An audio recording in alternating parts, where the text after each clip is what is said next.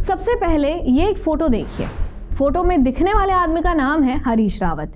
2022 के विधानसभा चुनाव के दौरान बीजेपी ने हरीश रावत की इस एडिटेड फोटो का जमकर उपयोग किया था, लेकिन 2022 के इलेक्शन में बवाल मचाने वाली इस फोटो को हम आपको 2026 में फिर से क्यों दिखा रहे हैं, ये जानने के लिए आपको हमारी वीडियो एंड तक देखनी पड़ेगी। लेकिन सबसे पहले हमारे चैनल को सब्सक्राइब कर लीजिए और वीडियो को लाइक करके शेयर करना ना भूलें। आपने अक्सर खबरों में सुना होगा, कभी इंडियन आर्मी की सीक्रेट इन्फॉर्मेशन पाकिस्तान के हैंडलर्स को भेजने वाले जासूस पकड़े जाते हैं, तो कभी रेलवे मूवमेंट की खबर लीक करने वाले अब्दुल धरे जाते हैं। लेकिन जरा सोचिए, अगर दुश्मन को जासूसी करने के लिए किसी हैंडलर या स्पाई की जरूरत ही ना हो। सोचिए अगर भारत का वो सबसे बड़ा मिलिट्री इंस्टीट्यूशन IMA यानी इंडियन मिलिट्री एकेडमी हो, जहां से हमारे देश के जाबाज ऑफिसर्स अपनी आखिरी कसम खाकर लेफ्टिनेंट बनते हैं और देश की रक्षा के लिए निकलते हैं। उसके ठीक सामने एक ऐसा मजहबी संस्थान बनाने की तैयारी हो जो सीधे कट्टरपंथी विचारधारा से जुड़ता हो।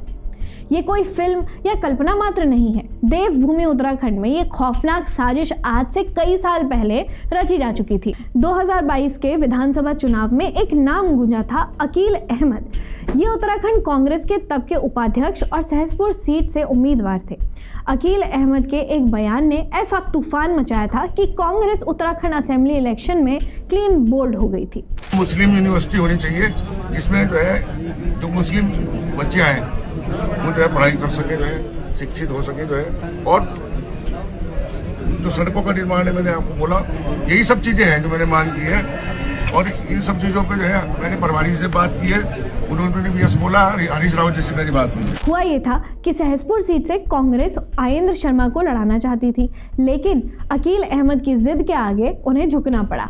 फिर अचानक अकील ने अपना नॉमिनेशन वापस ले लिया। उन्होंने कैमरे पर बयान दिया कि हरीश रावत ने उन्हें अश्योरेंस दिया है कि राज्य में कांग्रेस की सरकार बनते ही उनकी मांगें पूरी होंगी और उत्तराखंड में पहली मुस्लिम यूनिवर्सिटी बनाई जाएगी। उस वक्त तो लगा था कि सिर्फ चुनावी जुमला है, लेकिन अब जो सच सामने आया है वो आपके होश उड़ा देगा। ये मामला सिर्फ एक यूनिवर्सिटी का नहीं बल्कि नेशनल सिक्योरिटी से सीधे खिलवाड़ का है। अब इस साजिश के तार पीछे जोड़ते हैं। मामला साल 2004 का है, जब उत्तराखंड में कांग्रेस की सरकार थी और नारायण दत्त तिवारी CM हुआ करते थे। उन्होंने शेखुल हिंद एजुकेशन चैरिटेबल ट्रस्ट नाम के एक मुस्लिम संगठन को देहरादून के हरियावाला धौलास में 20 एकड़ जमीन खरीदने की परमिशन दी थी।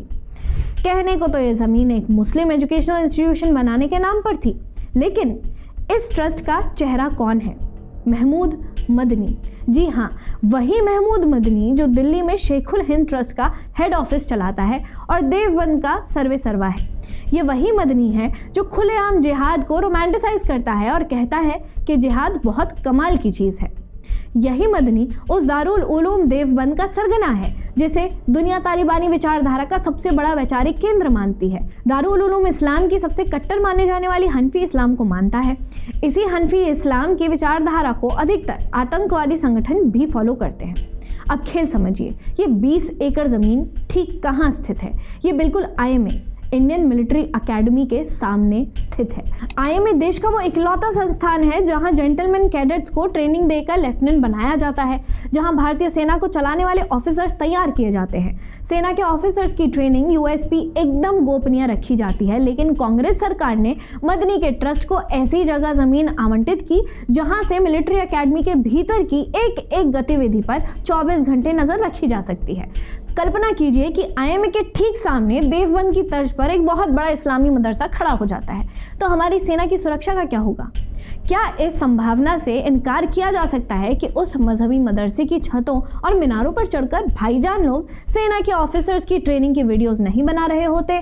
क्या इसकी संभावना से इनकार किया जा सकता है कि उन्हीं वीडियोस को हमारे दुश्मनों को भेजकर हमारी सेना के ऑफिसर्स ट्रेनिंग प्रोग्राम को कॉम्प्रोमाइज नहीं किया जाता? जब स्थानीय लोगों और भारतीय सेना को इस खतरे की भनक लगी तो मामला हाईकोर्ट पहुंचा। हाईकोर्ट ने कड़ा रुख अपनाया और आदेश दिया कि यहाँ कोई भी इस्लामी संस्थान या आवासीय कॉलोनी नहीं बन सकती, क्योंकि ये जगह IMA के बेहद पास है। कोर्ट ने कहा कि ट्रस्ट चाहे तो जमीन बेच दे, लेकिन इसका इस्तेमाल सिर्फ एग्रीकल्चर के लिए होगा। लेकिन मदनी का ट्रस्ट और उसके गुर्गे कहाँ रुकने वाले थे। हाल ही में खुलासा हुआ है कि वहां हाईकोर्ट के आदेश की धज्जियां उड़ाते हुए चोरी छिपे मुस्लिम बस्ती बसाई जा रही है। दैनिक जागरण की रिपोर्ट के अनुसार इस 20 एकड़ जमीन को रईस नाम के एक व्यक्ति, जो ट्रस्ट का पावर ऑफ अटर्नी है, के जरिए छोटे छोटे प्लॉट काटकर बेचा जा रहा है। इस सेंसिटिव लैंड को खरीदने वालों की लिस्ट बहुत लंबी है। तारिक, शोएब, आसिफ, अमजद, शहजाद, इरशाद, सलीम, वसीम एक्सेट्रा एक्सेट्रा। शक है कि इन लोगों ने लैंड को छोटे छोटे पीसेस में काटकर मुस्लिम भाईजान लोगों को बेच दिया। मकसद साफ है, आईएमए जैसी सुपर सेंसिटिव जगह के आसपास 20 एकड़ में फुल मुस्लिम कॉलोनी सेटअप कर दो। अब जो मैं बात आपको बताने जा रही हूँ वो हर भारतीय को डरा देगा।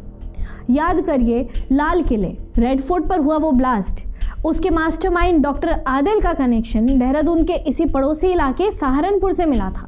आतंकी डॉक्टर आदिल कश्मीर का रहने वाला था। देहरादून भी लंबे समय से संदिग्ध कश्मीरी छात्रों का पसंदीदा अड्डा रहा है, खासकर पैरामेडिकल स्टडीज के नाम पर। आपको याद होगा कि 2017 में एक क्रिकेट मैच में जब पाकिस्तान ने भारत को हराया था तो मसूरी में पाकिस्तान जिंदाबाद के नारे लगाए गए थे। इस नारेबाजी का आरोप भी कश्मीर और सहारनपुर के मुसलमानों पर लगा था। अब सवाल ये उठता है कि जैसे लाल किला ब्लास्ट में आरोपियों का कनेक्शन अल-फलाह यूनिवर्सिटी से निकला था, वैसे ही उत्तराखंड में एजुकेशन की आड़ में क्या हो रहा है, इसकी गहराई से जांच होनी चाहिए। देहरादून सिर्फ एक टूरिस्ट स्पॉट नहीं है, ये देश की सिक्योरिटी की बैकबोन है। यहाँ सिर्फ आईएमए नहीं बल्कि डीआरडीओ की सुपर सेंसिटिव लैब IRDE यानी instruments research and development establishment और Wadia Institute of Himalayan Geology जैसे रणनीतिक संस्थान भी इसी के आसपास मौजूद है। अब डॉट्स कनेक्ट कीजिए।